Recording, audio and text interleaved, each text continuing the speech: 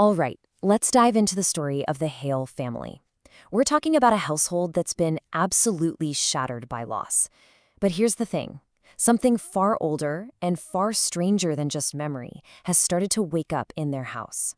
This is a story about how grief can literally become a doorway and a mysterious summons that could lead them to salvation or to complete ruin. So to really get what's happening to the Hales, you have to step inside their home with them. And this isn't just a sad house. It's a place where mourning is no longer just a feeling. It's the very air they breathe. It really shows you how trauma can literally reshape a family's entire reality. And this quote, man, it just says it all. Their grief isn't a passing storm. It's this heavy, wet coat they can never take off. It makes the house feel less like a home and more like a crypt. Every room is a tomb, and just taking a breath feels like a struggle. So first up, we've got the patriarch, Zadokiel Hale. And look, he's not just drinking to forget. He's staring into that whiskey glass like it's some kind of crystal ball, desperately searching for an answer, for anything that can pull him out of his sorrow.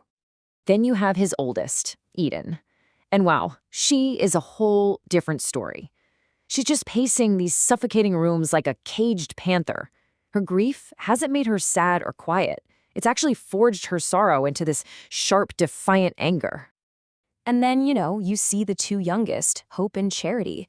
They're just coiled together on the couch, completely lost in this void of silence that used to be filled with their mother's laughter. They are the quiet, fragile, beating heart of all this family's pain. And then, bam, Eden's voice just cuts through all that heavy silence. And not one question. It's not just her being angry. It's like a lightning strike that suddenly lights up all the deep, deep cracks running right through the foundation of their family. But to really get why they're in so much pain, we need to go back a bit.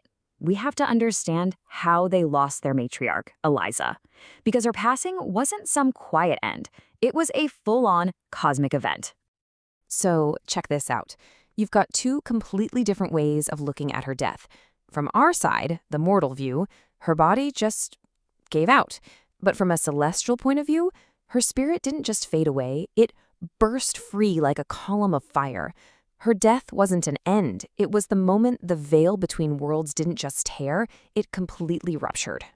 So she's in this incredible celestial space, standing before a council of divine beings. This is where her journey takes a completely unexpected turn.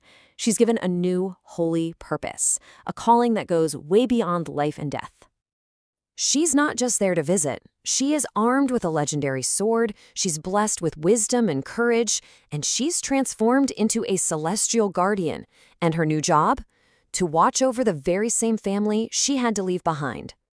Okay, so while all of that is happening up in the heavens, back on Earth, in that house of grief, a whole series of really strange events starts to unfold, pushing her family towards some kind of unknown destiny. It starts out kind of normal, right? A weirdly timed job offer out of the blue. But it escalates, and fast. The house itself starts groaning and whispering. This leads Zadokiel down into the cellar, where he finds this old lamp that issues a direct, supernatural command. Something unseen is pushing them, and they have no idea what it is. So now, Zadokiel has this massive choice to make. He's got to decide if all these signs are part of some holy path, a way for his family to heal, or if this is all a dangerous trap, leading them into something much, much darker. And you'd think this decision, this summons, would bring the family together, right? Nope. It rips them apart even more. It becomes this intense battle between a father's desperate faith and his daughter's cynical, hardened skepticism. For Zadokiel, this is the ultimate act of faith. He tells Eden, this isn't escape, it's obedience. But Eden, she's not buying it for a second. To her, this is the ultimate act of cowardice. He's not following God, he's running away from his grief and dragging them all down with him. And as if things weren't weird enough, as they're packing, everyone starts getting these cryptic and kind of conflicting messages. Zadokiel sees his wife in a mirror pointing north, but Eden hears her mother's voice whisper to guard her sisters. And then another warning, trust no one at the water.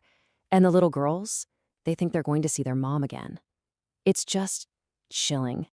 So after all this, the family finally makes it to their destination, Mason Lake. But what they find there isn't peace, it's not a new beginning.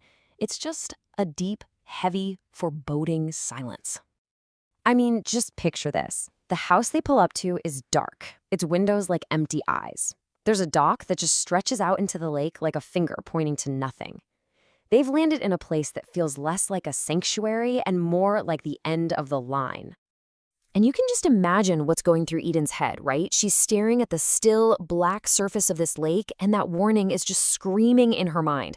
She's standing right at the water she was told never to trust. And this is where it all clicks into place. This is the terrifying truth of their situation. They didn't escape anything back home. They were led here. Whatever ripped that veil open in the first place, it's here with them now.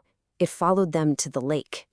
So that leaves us with this huge, unsettling question. Was this whole journey an act of divine guidance, meant to heal them, or have they been lured step by step into a perfectly laid trap by something far older and far hungrier? The answer, I guess, is waiting for them in the silence.